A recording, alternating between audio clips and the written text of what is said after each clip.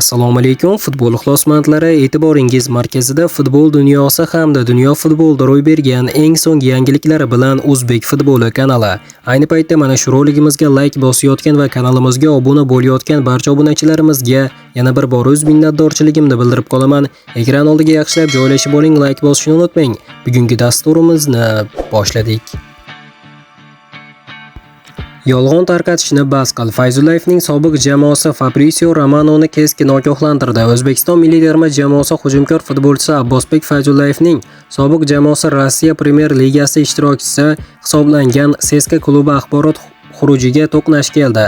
Moskva klubi matbuot xizmati mashhur insayder Fabrizio Romanoga ijtimoiy tarmoqdagi sahifasi orqali keskin murojaat yo'lladi. Bu murojaatda Romanoning Argentinaning Boca Juniors klubi vingeri Ezequiel Ceballosga CSKA yiliga 5 million yevro maosh taklif qilgani haqidagi xabariga javob sifatida yangradi.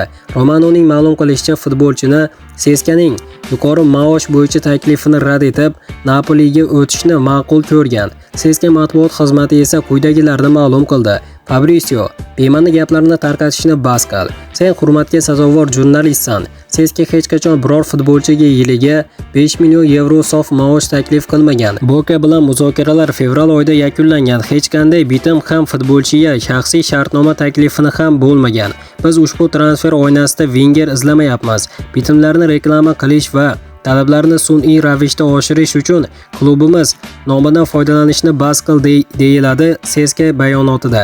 Eslatib o'tamiz, Abbosbek Fayzullayev 2023-yil va 2025-yillar davomida CSKA sharafini himoya qilgan iqtidorli futbolchimiz armiyachilar safida Rossiya Kubogi va mamlakat Super Kubogini qo'lga kiritgan. CSKA o'zbek futbolchisi Paxtakordan 500 yevroga olib 2 mavsumdan keyin 2025-yilning yozida Turkiyaning Istanbul Başakşehir klubiga 7,5 million yevroga transfer qildi. 22 yoshli Abbosbek Fayzullayev Turk klubi tarixidagi eng qimmat transfer egasi hisoblanadi. Qadrli do'stlar, faqatgina Fabrizio Romano emas, sportextra.com nashri ham mana bunday xabar chiqargan.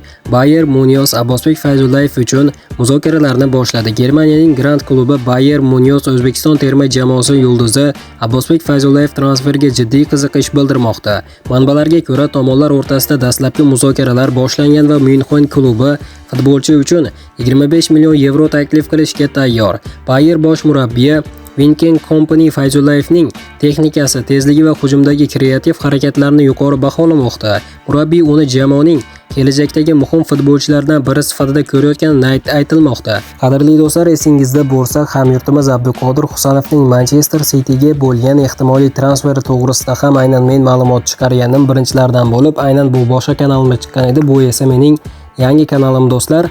Aynan mana shu sportextra.com nashri aynan Abduqodir Husanovning Manchester Cityga ehtimoliy transferi to'g'risida xabar chiqargandi. Endi esa Abbosbek Fayzullayevni Bayer Munoz, ya'ni Bavariya klubiga o'tishi mumkinligi va bunga murabbiyning o'zi qiziqish bildirayotganligi to'g'risida ma'lumotlar tarqatilmoqda. Qadrli do'stlar, bilmadim bu qanchalik to'g'ri, ammo nima bo'lganda ham hamyurtimiz Abbosbek Fayzullayevga ham omad tilagan holda kommentariyaga tushib, "Olg'a O'zbekiston, olg'a Abbosbek Fayzullayev" deb yozib qo'yishni unutmang do'stlar va negativ yozishdan oldin do'stlar bir o'ylab ko'ring. Bu manbalar ham bekordan bekor xabar tarqatmasa kerak. Albatta o'z fikrlaringizni izohlarda qoldirasiz degan umiddaman. Mana do'stlar, hozirgi dasturimiz xuddi mana shu yerda o'z yakuniga yetdi. Videoni oxirigacha ko'rganlarning barchasiga kattakon rahmat. Video yoqqan bo'lsa like bosishni unutmang. Keyingi dasturlarimizda ko'rishguncha xayr, o'zingizni ehtiyot qiling. O'zbek futboli kanalimizdan uzoqlashmang. Tez orada ko'rishguncha do'stlar.